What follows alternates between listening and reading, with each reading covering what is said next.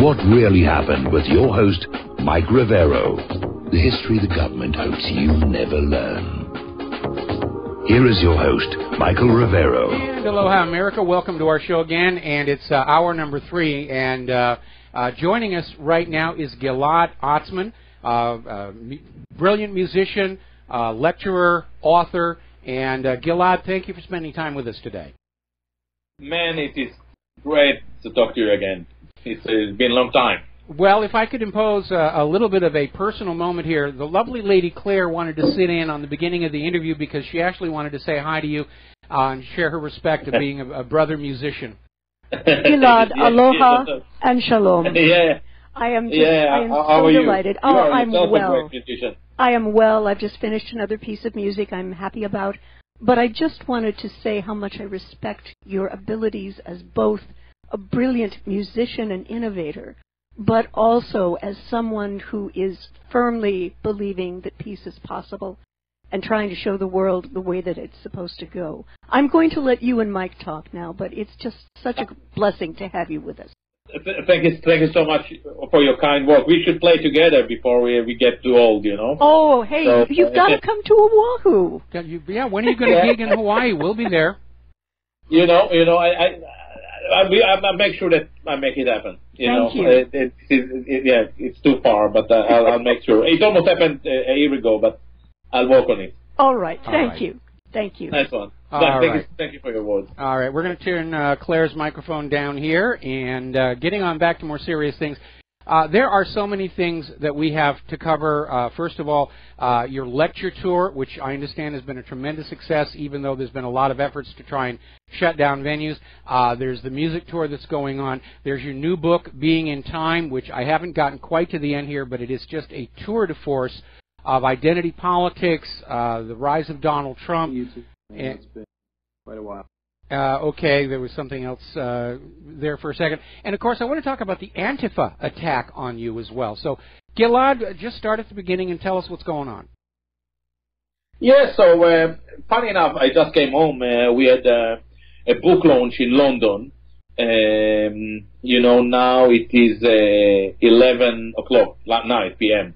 It started after 6, and it was amazing. It was a really tremendous success. The room was packed. It took place in a Palestinian restaurant. They kind of just reserved it for us. And what was amazing for me was to see so many different people. Because I am critical of identity politics and some aspects within left thinking, I start to see more and more right-wing intellectuals attending my talks, and obviously they have a lot of problems with my criticism of identity politics, because I also I'm criticizing white identity politics. At the same time, I'm saying that if Jews can identify with their biology, with their Jewish mother, and black can do it, and lesbian can do it, and gays can do it, and transsexual can do it, obviously white people can also do it. I don't see why don't understand the logic that or the ethics that supposed to prevent them from doing so. But in general, I'm against all form of identity politics. And what was shocking for me is that they really ask questions in the most polite manner, and they allow me to produce an answer, and they take it home, and they think about it, and it's an evolving discourse. It's something that I've never seen within left circuits, within the Palestinian solidarity discourse, and this is the reason, basically, that left has deteriorated into an echo chamber that is pretty much irrelevant to the world in which we are living and can hardly help us in amending the situation. It's quite tragic. It does seem like they're living in a bit of a fantasy world these days. And by the way, this is exactly the thing. What I argue in the new book, in Being in Time, is that the left is shaped like a dream. It is telling us what the world ought to be, and not as opposed to what the world is. And because it is concerned with what the world is ought to be, it is usually shaped as I mentioned, like a dream. It is utopian. And then Donald Trump is coming along, and we realize that the real utopia is nostalgia. Donald Trump won because he said, I want to make America great again. Now, exactly the same thing is happening in Britain. In Britain, we have a very different kind of type of a politician, but we have Jeremy Corbyn, who is gaining a lot of popularity these days, and there is a chance that I hope, that he will win the election without being his supporter, really. But he, again, delivered this nostalgic sense of a real old unionist lefty, something that really disappeared from the world. So it is all, we are living in a very interesting world at the moment. The problem that about the fantasy world is that if you are living in a dream and the left is a dream, you are really hostile to those who try to wake you up. You start to develop animosity towards the reality, because the reality in the real world, there is no revolution. We are just becoming more and more impoverished. And this is exactly the root cause of the animosity between the left and the working people, the left and reality, the left and the universe, and this is why the left really lost its relevance and was invaded by ludicrous ideas such as identity politics, political correctness, and so on and so on. All right. Well, we need to take a moment to do a shout-out to our on-air affiliates who are just now rejoining the network. Our guest here for this hour is Gilad Atzmon, musician, lecturer, author, and he's in London right now. It's 11 o'clock at night. He's stayed up late to be with us, and he's continuing his lecture series. Again, his book is called Being in Time. It's available online right now, and it is a very, very wonderful book that talks about a lot of different topics, the history of repression, how repressive governments come about, and it brings us through why Donald Trump was such a powerful presence in the election last year, and why this pre-planned ascendancy of Hillary came to such a terrible end. And a lot of it does tie up to the fact that the left really just sort of moved away from dealing with the world as it really is. They got caught up in these fantasies about this utopia they all wanted to be living in. And when people come up and say, well, what you're doing doesn't work, as Gilad was saying, you get a lot of animosity. They don't really want to have an actual debate. They just want to cling to their belief structure. And Claire and I saw this with a close friend that we have who was a Hillary supporter, and she's a liberal, and we never had an actual debate with her. I would present a fact, and she'd just come on out with a soundbite. And that was her entire conscience, soundbite after soundbite after soundbite, as articles of faith. It is very interesting that you are saying it, because if you understand that the left is structure like the night, like snoozing, like drifting away, and I try to wake you up, you will start to shout out some sound bites. Leave me alone.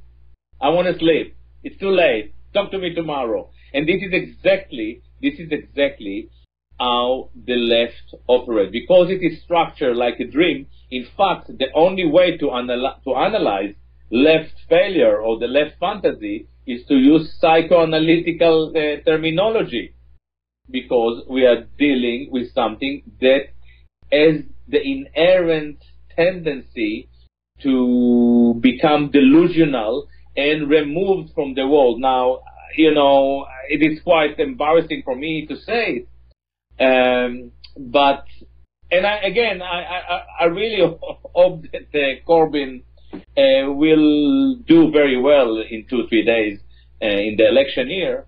But when you look at Corbyn, you realize that the guy didn't work a single day in his life. I mean, a proper job, not being a politician or a union or a trade union leader. I mean, a proper job, going to a factory, making music, producing something, being part of production, you know, and when I'm saying production, you know, doctors, nurses, they produce care, they produce something that is judged by the quality of the service that they provide or produce. This is something that is very, very problematic, and this is here, even in Britain, you know, we are talking about Corbyn, who is an old-style lefty, and when you look at the demography of the split of the vote, is very popular amongst people under 20, voters under 25 years old. Between 25 to 35, it starts to shift, and when it comes to 45 onwards, you know, the split, the vote, the labor share of the vote is close to none. We are talking about 10%, which is really, really embarrassing. It means that adults really do not vote labor. Now, when you look at the share of the votes, the way the vote splits between Tories and labor within the working class, it is clear that the majority, I wouldn't say the vast majority, but the majority of working class people in this country vote Tories. And this is quite strange, because the labor claims to work or to support the oppressed, so to say, and for some reason the oppressed do not accept the Tories as the labor as the representative, which is fascinating. It is fascinating to watch. The same you see in America. It was the blue collar Americans who made Trump into a president. Yes. And again, because they share very little with those delusional progressives. And by the way, I may be wrong, and I'm probably not allowed to talk about America, because this is really not my domain, but I think that if you would analyze it from a philosophical perspective, there are some similarities between Corbyn and Bernie Sanders. And like Corbyn, Bernie Sanders also didn't have a proper job, a single day in his life. And I think that he was supported by a lot of people within the Democratic Party, but I tend to believe that, again, it wasn't the working class people. It was the something that is similar to your Guardian readers, New York Times reader, Washington Post, and so on and so on. Okay. Well, one of the things here is that, as you say, the liberals tend to live in this bit of a dream world of how they think the world ought to be, and because they weren't really dealing with things that were really going wrong with the country, they didn't want to face up to that. I think that's why they wound up trying to campaign on issues like what bathrooms people were going to use, and this whole idea of gender confusion, because if they're not willing to deal with the real problems of the country, then they had to just sort of manufacture something that they could claim to be an issue. And I think that's another reason why they did so poorly in the election, because most ordinary people were saying, I know what restroom I'm going to be using. This is just nonsense. No, but this is exactly the issue. To start with, we both agree, and I assume that the vast majority of Americans and Brits would agree, that the most important thing in a society are production. So you make sure that we are a manufacturing society, so most people have a reason to wake up in the morning. 2, education. 3, health. Production, education, and health. Now, when we were young, the left claimed to unite us all. They said, it doesn't matter if you're a Jew or black or red or lesbian or gay or whatever. We are all united together to take care of education, production, else to fight with the bad people in the city, the capitalists, or whatever you want to call it. What happened is that at a certain stage, the left gave up on this universal idea of uniting us all and adopted a new ideology, which is what you were just referring to, identity politics. It started to split us into marginal groups. We started to speak as a Jew, as a black, as a woman, as a Puerto Rican, as a lesbian, and so on, rather than fighting all of us together for the most important thing. We started to fight on different toilet settings, on gay marriage, on all these idiotic issues that have zero relevance to us as a society, as a collective. It made the left into a marginal system that leads nowhere. And to a certain extent, I really blame the left, it's basically the new left, it's not the old left, for the dystopia in which we live, not because it led us there, it just wasn't there to resist, to oppose, to perform proper dissent. Instead of fighting all of us together, we started to fight each other. Well, you also need to look at the evolution of liberalism itself, because back in the 1960s, the liberal movement did constitute the intellectual elite of our society. But over time, individuals who wanted to be intellectually elite just said, well, I can call myself a liberal, and then everybody will assume I'm intellectually elite. But not all of them were. And worse, they became very insecure about those areas where they were not educated or did not have a good opinion. And so they overcompensated with a certain degree of arrogance and almost became arrogant in their ignorance on a lot of issues, like this friend of mine. So liberalism no longer represents the intellectual elite. There are intellectual elites on both sides. And so it sort of devolved into a personality cult, where the issue is no longer whether they're uniting people or dividing people. The issue is preserving their image of being liberal elitists. And you now this is exactly why I call the book "Being in Time" a post-political manifesto, because there is no real division between left and right. It's a clubbing rather than ideology or a different perspective on truth. And in general, what I argue is that we, the people, have been reduced into mere consumers. While we are consumers, our politicians have one role. They are there to sustain consumption, and they are committed to big money rather than to us. So this is exactly the form of detachment that you were just describing. However, and this is, I think, very important, if I would have to summarize the Being in Time and my new project into 3 words or 4 or 5 words, it is all really about the difference between Athens and Jerusalem. Athens is the birthplace of philosophy. In Athens, we think things through. This is where science was born. This is where aesthetic was formulated. This is the birth of music, the birth of dialogue.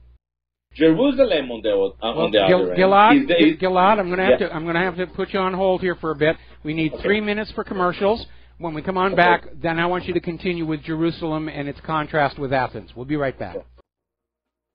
And aloha, America. Welcome back to our show. We're talking with Gilad Atzmon, a world-class musician, lecturer, author. We're talking about his new book, Being in Time. We're also going to get into the Antifa attack on him. And before the commercial break, Gilad was going down on a contrast between Athens and Jerusalem, how Athens was the cradle of democracy, science, so much of art and culture came out of the Greeks, and you wanted to tell us about Jerusalem in contrast. Jerusalem, on the contrary, is the birthplace of the revelation. 10 Commandments. Do that, don't do that, don't do that. And what is very, very troubling for me is to understand, by the way, it's not a division, it's not a dichotomy between the Jews and the Gentiles, the Jews and the Goy. Unfortunately, Hillary Clinton is not a Jew, but she is a Jerusalemite. Tony Blair was a Jerusalemite. Theresa May is a Jerusalemite. And even Jeremy Corbyn is a Jerusalemite. And for me, the most concerning thing here is that the liberals, the progressives, those people who were supposed to be the good people, the people who move society forward, are actually Jerusalemites to the bone. They won't engage in an intellectual discussion with you because they know what is right and what is wrong. To a certain extent, the progressive, the liberal, is the secular form of chosenness, and this is why it is so attractive for emancipated or assimilated Jews, because it replaces chosenism. You know better. You know so much better that you really don't have to engage in an intellectual exchange. This is exactly why, once again, we come to the point that we are dealing with a delusional discourse that is inherently detached from reality, and this is why no one within Hillary Clinton campaign, for instance, could see that she was about to be wiped out in the election. Well, they didn't even see the possibility. Well, what you're talking about here, we have a term for it over here in the United States. It's called the true believer mindset. The idea that people truly believe that they know what's best. They don't need to answer any challenges. It's okay for them to be above the law. We see that mindset certainly in the abuses of the Church of Scientology, where their acolytes are willing to go on out and commit all kinds of crimes and abuse because in their heart of hearts they believe that somehow they're making planet Earth better overall. You see a lot of that in liberalism as well, where they can go on out and have these riots on college campuses and say, well, in the long run, this is for the betterment of planet Earth. And it really is more of a religion than it is a political philosophy. But true believers... Yeah. So, no, I totally agree with you. And this is exactly the symptom of Jerusalem. Now, if you look at America, at United States, I should say, really, the best thing that we associate with America, with the United States again, come from Athens. Yes. First Amendment. First Amendment. What are the two best things that happen in America? First Amendment and jazz. These are the embodiments of your free minds, free thinking. Yes. Even slavery and oppression turned into jazz, into the most creative, improvised form of music. Now, what is the opposite of freedom? Tyranny of correctness. You're not allowed to say that. You're not allowed to think. You're not allowed to express yourself. Tyranny of correctness, I define it many times as, political correctness, as politics that doesn't allow political opposition. Now, this is the definition of tyranny, but while in a case of tyranny you oppose a government or a regime or a tyrant, in the case of political correctness, it's self-suppression. Okay. It is you yourself, who silence your ability to think freely. And this is exactly how Jerusalem is structured.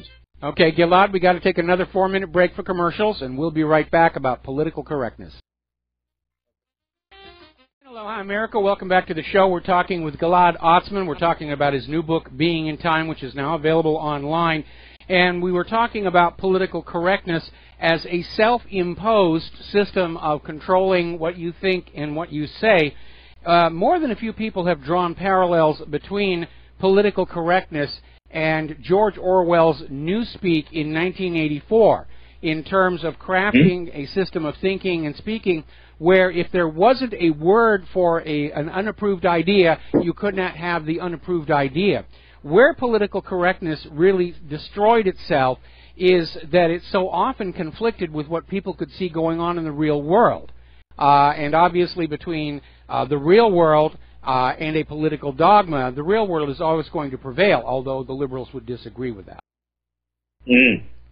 I obviously agree with you, and I dedicated quite a lot of writing in Being in Time to Orwell, because what is so astonishing about Orwell is that Orwell really wrote about political correctness in 1948, while we realized that something was, we started to realize that something was going wrong around the late 70s, 80s, and definitely 90s. And the next question is, how is it possible that Orwell managed to detect all of it in, 30 years ahead of anyone else? Now, when we learned 1984 in school, they told us that it was basically a metaphorical take on a kind of a Stalinist regime in England. The thing is that this was very, very misleading, and this was kind of the Cold War take on 1984. Yes. 1984 is certainly written about England.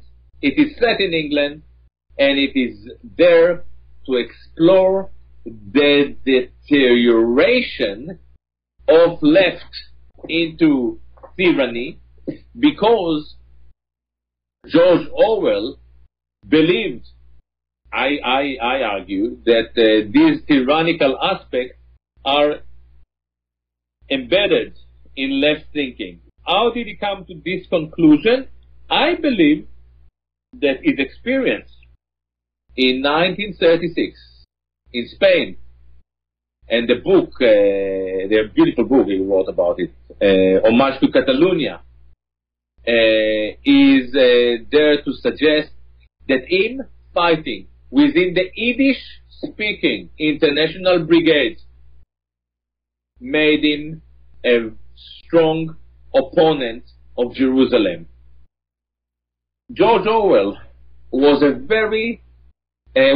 staunch supporter of freedom of speech and liberties, and he could see that the left, the Stalinists, and the Trotskyites around him, he was actually fighting within the Trotskyites, and there was a big battle there between the Trotskyites and Stalinists, are not exactly friends to the idea of freedom of speech, human liberty, and it was there after the war when he realized that England or America, for the same reason, will deteriorate into tyranny of correctness. Well, I would kind of like to move on here, and again, I encourage everybody to get the book Being in Time here. Apparently, you were actually physically attacked at one point on your recent lecture tour. Can you tell us about that? Yeah, I was supposed to speak last Tuesday. I was scheduled to speak in a radical bookshop in Edinburgh. I thought that it was a bit of... I looked at the bookshop and I saw that it's mainly an identitarian merchant that have very little to do with me. By the way, I'm happy to talk everywhere and to all people. My talks are always open to everybody, and I'm happy to be encountered by people who don't agree with me. At the moment, as I mentioned before, there's some right wing actually come to my talks and argue with me, and it's fascinating. It's fascinating for me, and I think that it is fascinating for them. However, the bookshop in Edinburgh cancelled the talk, and we moved the talk to a different place. But we didn't. We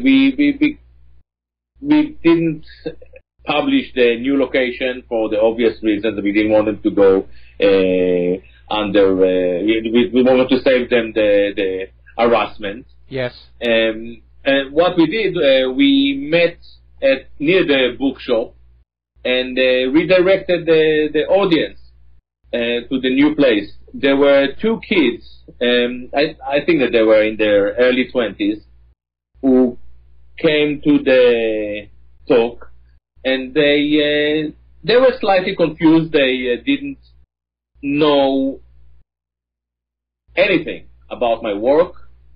I asked them. I wondered why did they come. They came with a kind of a strange story that the previous owner of the bookshop said that they should talk to me, and they probably didn't realize, but they were captured on a camera for 10 minutes talking to me. I pretty much explained to them my ideas, my ideology, where I come from, what I try to do, what I try to explore, what kind of questions I try to open. It was very friendly, and I wasn't suspicious at all. I've never been attacked for my views.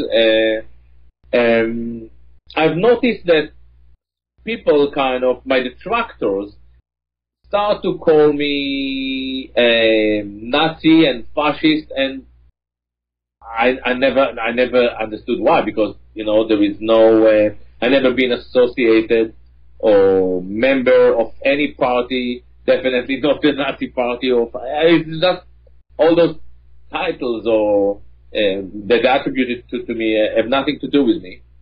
However, they offered me to help me with the gear, because I had quite a few books and I had my saxophone with me, and we had some camera gear. I wasn't suspicious. I let one of them carry my saxophone, which was probably a stupid thing to do.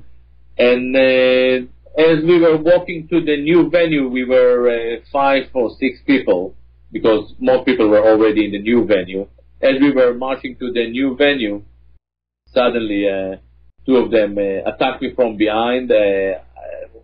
Apparently the third guy tried to get hold of our camera case,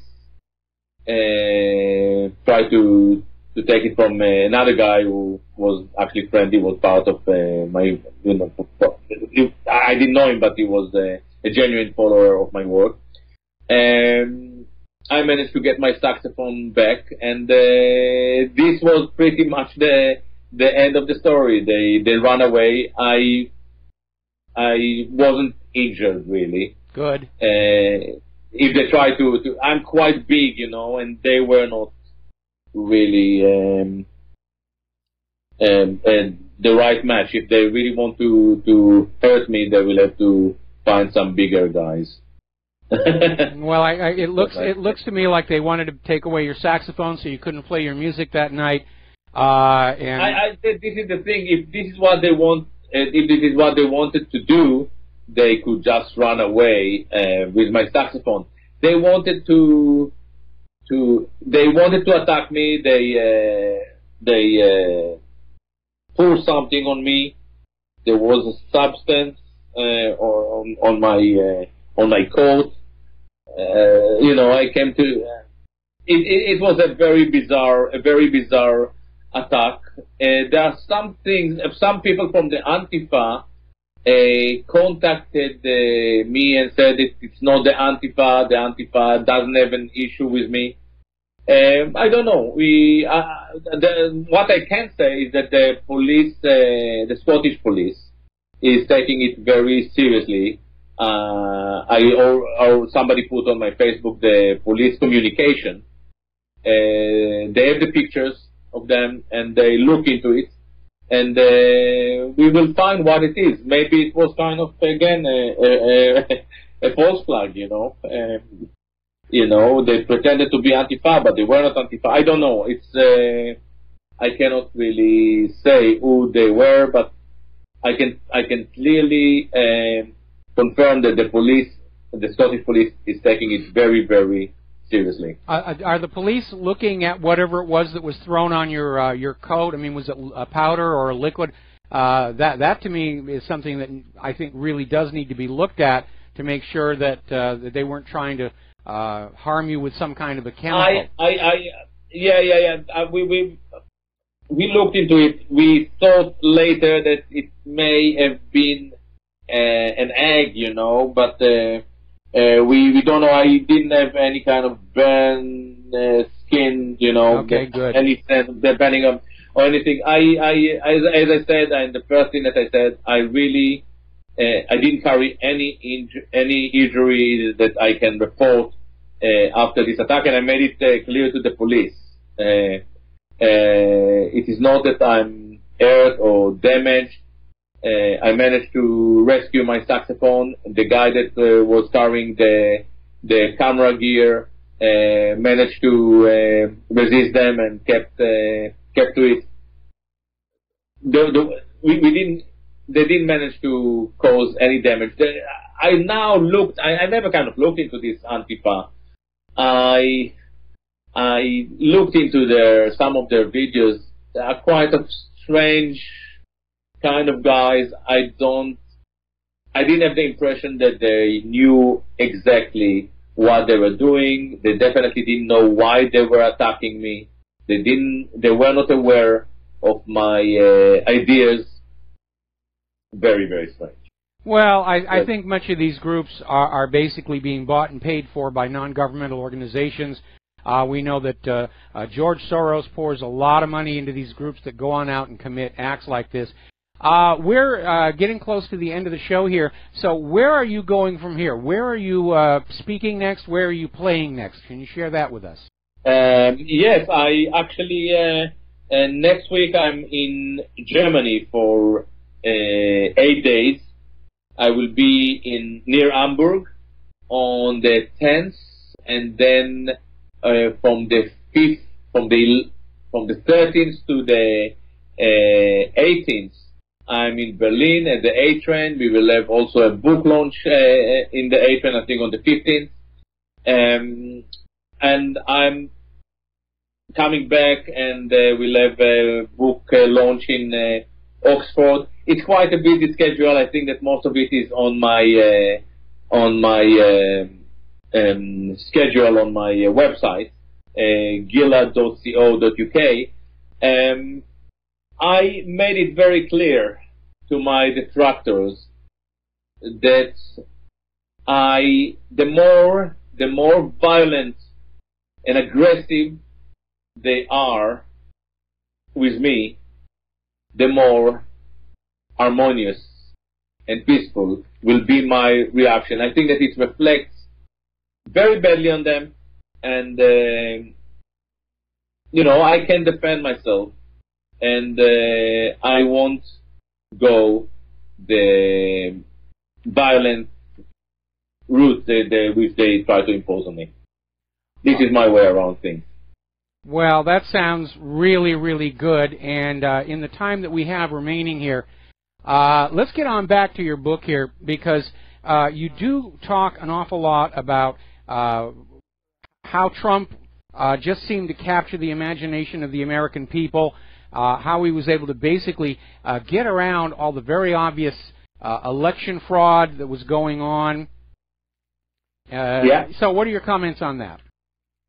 Yeah, I think that it is very interesting to see how Trump managed to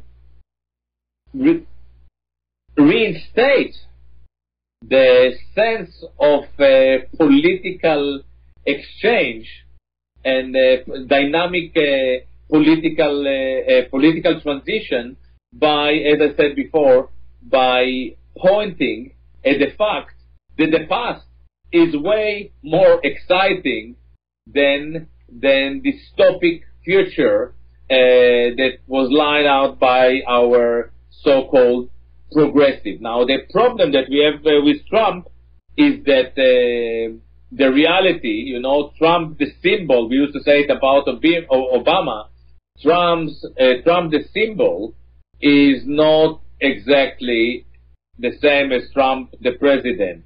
Now he's the president, I think, for 4 months by now, and he faces some serious problems. And I must admit that if he really wants to get to achieve anything, he will have to do a serious cleanup. Whether he can do it or not, this is a very big question. I would love to believe that he can. It's not very, very easy. I think that what we see at the moment with Kushner being looked at by the FBI in regard to this Russian file, I think that this is already part of the cleanup. And if I'm right, it is a positive move. I agree. I absolutely agree here. All right. Well, we're coming up here on another commercial break. When we come back for the last segment of our program, we're going to have about 4 minutes. And Gilad, I'd like you to be thinking about what you'd like to share with our listeners as we try and move forward through these very, very chaotic times. So we're going to go ahead and take a 3-minute break for commercials, and we'll be back with Gilad Atzmon and the end of our show after these few words. And aloha, America. Welcome back to our show, last segment of our program today. We spent the last hour with Gilad Atzmon, world-class musician, author, lecturer, human rights activist. And Gilad, we've got about 4 minutes left in today's show. What would you like our listeners to be thinking about as we move forward in this time of chaos? I think that if we agree that it is all about Athens versus Jerusalem, and we want Athens back, the one thing that we really want back is the ability to look at the truth, to be able to call a spade, to say no to Jerusalem Talmudism, to tyranny of correctness, to be able to say once again what we think, what we love to think, what we want to explore. The greatest thing about America is the First Amendment, and we want it once again to be precious, not just for us, but also to our oppressors. I think that this sums my ideas pretty well. How do you feel with it? Well, no, I absolutely agree here. I grew up at a time where it was okay to say what you thought and felt. And if you were wrong, other people were equally free to stand up and say, I think you made a mistake and you want to rethink that. Now, today, when you come up with something that is outside the accepted dogma, they simply say, well, you're politically incorrect, therefore you should just shut up. And it is a form of self-inflicted censorship where you stop saying certain things and after a while you stop thinking certain things. It's cultural Marxism is what it is. Exactly. We didn't speak about cultural Marxism. I speak a lot about it in the book. And then the question that we have to ask ourselves is how is it possible that George Soros, who calls himself, who calls his institution that funds all those kind of organizations, the Open Society Institute, is actually the guy who funds all those oppressive measures that are there to suppress our ability to say what we think. In fact, George Soros and cultural Marxists are the arch enemies of the Open Society, and the American true values of freedom of expression, and the First Amendment. Well, this is how things stand. What George Soros means by open society is he wants this one world government that's open internally, but it will be history's greatest tyranny because it is being brought into existence through fraud, and they can never allow anybody to question the dogma. Anyway, there's the music time for us. I totally agree. Okay, Gilad, thank you very much for spending time with us today. Good luck on your tour and with your music, and we'll have you back on the show at some point in the near future. Yeah, and love to both of you. All right. And your listeners. Thank you, man. Bye-bye. Thank you very much. All right, that's the end of our show. We'll be back here tomorrow on the Republic Broadcasting Network. Please take what you learn here, share it with everybody that you know. We need to keep getting the real world out there in the face of all these liberals' daydreams. We'll be back tomorrow. Aloha, America.